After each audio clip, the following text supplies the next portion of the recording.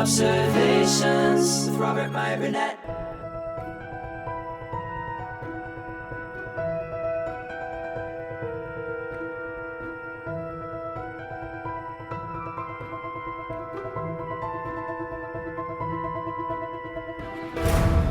The next person up is Ryan McLeod. Ryan McLeod says, greetings from Scotland, where the banter is great, but the weather is shite.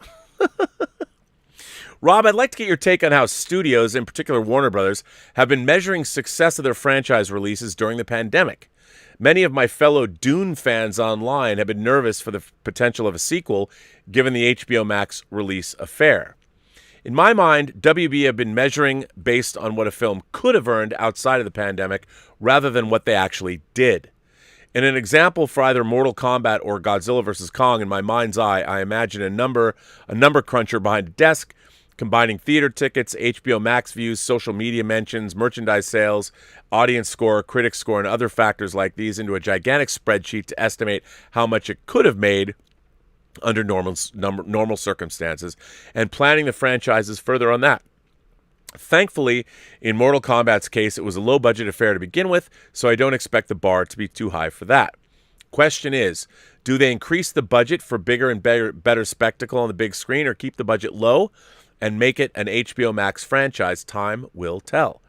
In Dune's case, one of those factors and variables would be prestige accolades. I don't think anyone is not assuming the film to not gain some form of recognition at movie awards in 2022, if not for Denis Villeneuve's direction, then certainly in other areas of design. I think that prestige accolades already play a part in greenlighting in this case. Why else would Denis Villeneuve been greenlight for an expensive project such as Dune when Blade Runner didn't exactly break the bank previously? Rob, how far off the mark am I on this, do you think? Are execs using some creative soothsaying to move forward, or are they concentrating on purely their cash flow and Chome Holdings as per usual? The Chome Company, I love that. Ryan from Scotland. P.S. The last time I wrote you expressing my excitement for Dune, you briefly said one of your acquaintances close to the production said it was a, quote, beautiful mess of a movie. Are you able to expand on this a little? Feel free to leave this PS section out if you read this letter on air and can't get into it to protect your source. I like to temper my expectations where I can, that's all. Maybe it plays into the above soothsaying. Cheers. Well, Ryan, a great letter. Thank you for writing in. So for those of you who might not have been here or might have heard it, I did review the screenplay that was by John Spates, Eric Roth, and Denis Villeneuve for Dune. All three are very accomplished screenwriters, and I thought the script for Dune was terrific. I thought it was terrific. I love the script for Dune, and I love the way it all worked out. Maybe I'll as a spoiler, it started out with Duncan Idaho basically orbit diving into Arrakis to go meet up with the Fremen or find out what was up with the Fremen, which I thought was a cool way to open the movie and a great way to introduce what Arrakis is and to introduce Duncan Idaho. So I love the script. And I think here's the thing about Dune. Dune is prestigious. It is very highbrow. It's considered one of the great tomes in all of science fiction. And I think when people, because industry people need buzzwords, and none of these motherfuckers are ever going to pick up Dune and read it. I mean, the actual book. So what they did was, from a perspective, if you look at a spreadsheet and go, okay, over the years, Dune has sold this many copies. It's been made, they've made it twice into once as a TV miniseries, once as a feature film, David Lynch. Now they're like, what is Dune like? Well, it's a giant family sprawling saga of warring. It's Game of Thrones in space. And it kind of is. I mean, in a way. You know, it's very much, you've got witches and technology. And so I can understand from a corporate perspective, from the spreadsheet, from the marketing perspective, from the executive halls of finance, Dune is a winner. It's a winner because it can be equated to a lot of other things. And people are like, oh, yeah. And it's a remake. It's been made twice. So it checks all the boxes of what Dune should possibly be as far as modern Hollywood is concerned. Add to that, you know what it has? It has the love and enthusiasm of a filmmaker who's wanted to make Dune for decades. Denis Villeneuve loves Dune. He's loved it for a long time. He's the perfect filmmaker. Now, here's the thing. When it comes to Blade Runner 2049, I think Blade Runner, even though Brian Fuller pointed out things that I'd never considered, but I think Blade Runner 2049 is, I'll admit it, one of the best sequels I've ever seen. Blade Runner was not a successful movie. It's never been a successful movie. And the idea, this is how sometimes, how far up their ass Hollywood is. I love Blade Runner 2049. It perhaps might have the greatest sound mix I've ever heard in a science fiction film, especially when seeing it in the proper venue. But Blade Runner was never successful. Most people, outside of imagination connoisseur status, not a lot of people know Blade Runner. I know we're all thinking, what? What do you mean no one knows? People don't. It was never a big hit. It's a cult movie at best. But we, in imagination connoisseur circles, we revere it. You know, audiences like, can you imagine some 15-year-old? Maybe people will be enamored of it, but it's not exactly, you know, it doesn't exactly scintillate. I mean, I love Blade Runner. I contributed, for those of you who might want to read an essay I wrote about the box office of Blade Runner, you can in the book The Cyberpunk Nexus, Exploring the Blade Runner Universe, available now on Amazon. You can get it in Kindle form, or better yet, get the hardcover. Or not the hardcover, get the hard copy is what I meant to say. It doesn't come in hardcover. But yes, I contributed an essay. There's many different essays in that book, and it's a lot of fun to read, if I do say so myself. Shameless plug. But anyway, so the fact that it costs $170 million, I don't know what Warner Brothers was thinking, believe it or not. But that movie, talk about a movie that has love dripping from it, but is love enough to, you know, make you money. Well, the thing about Dune is, if it works, it truly could be the next best franchise, the next big thing. I mean, they want to make a Bene Gesserit Sisterhood TV series.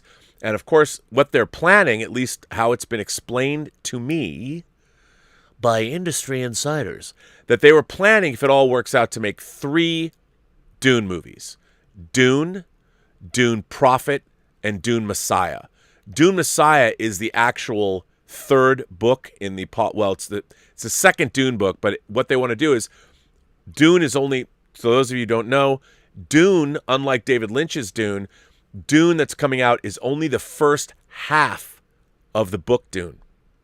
Unlike Lynch's version, which covers the whole book, the Dune that's coming out is only the first half of the book. So the second half would be called Dune Prophet, that deals with the rise of Paul Atreides as the leader of the Fremen, as the Kwisatz Haderach.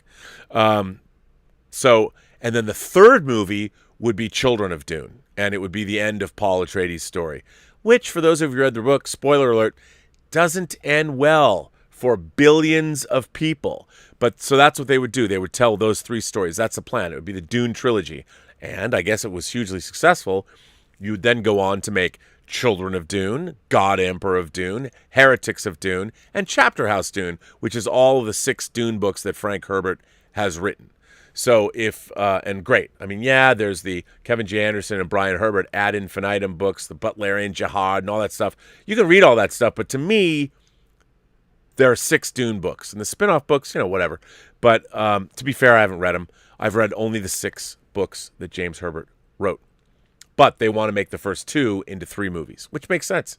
So I think that Dune could be great. As far as it being a beautiful mess of a movie, when I hear that, I don't know who said it, and I don't know what they meant by it. But to me, there's a lot of people, I don't trust a lot of people's opinions about things because they don't necessarily know what they are. And I'm like, look, on one hand, things can exist. The experience that people have of movies is always subjective. That does not mean that people who have a subjective experience understand the objective greatness or goodness or mediocreness of a movie. I don't believe that everybody can necessarily recognize whether a movie is good or bad, at least in terms of its marketability. I don't trust a lot of people because there's a lot of people that don't have the knowledge to make that decision or even have the insight. But everybody has an opinion of a film, as well they should. It's their subjective opinion. So when I hear it's a beautiful mess of a movie, to me it's like, Does that mean you were grasping all the concepts? I mean, I don't know. I don't know if that person is an astute sci-fi moviegoer, because there's a lot of material in Dune that you can either love or like, or I don't know. I don't know how that's going to go. But look, they said it was a beautiful mess of a movie. I failed to see how it could be a mess after reading the screenplay. The screenplay is a very faithful adaptation of Dune. And Dune, hey, it might be a story people just don't buy into. You know, we'll see. And I think I've also heard subsequent to that people have seen it and have loved it. But again, what does that mean? I just can't imagine if we're going to get the same sensibility that made Blade Runner 2049 and co-wrote the script that I read of Dune. I think it's going to be fucking great. I can't wait to see it. I hope that it's going to be theatrical only, at least for a while. I mean, why not? Why not put it out theatrically? We should be getting places other than the No Time to Die and Dune are my most eagerly awaited movies. Not in that order. Dune's my most eagerly awaited movie of 2020. I'm still waiting. Can't wait. And same with No Time to Die. So I think it's going to be, great. And what do I base that on? Well, all of Denis Villeneuve's oeuvre. I mean, everything from Prisoners to Sicario to Incendies to Blade Runner 2049. I mean, the guy's he's a world-class filmmaker. He classes up the joint. He's a smart filmmaker, and Dune needs that. But most of all, he's got the love, man. He's got the love. I think it's going to be awesome. And I hope it's awesome. I hope it does great bang-up business theatrically, because I want to see Dune profit, and I want to see Dune Messiah badly.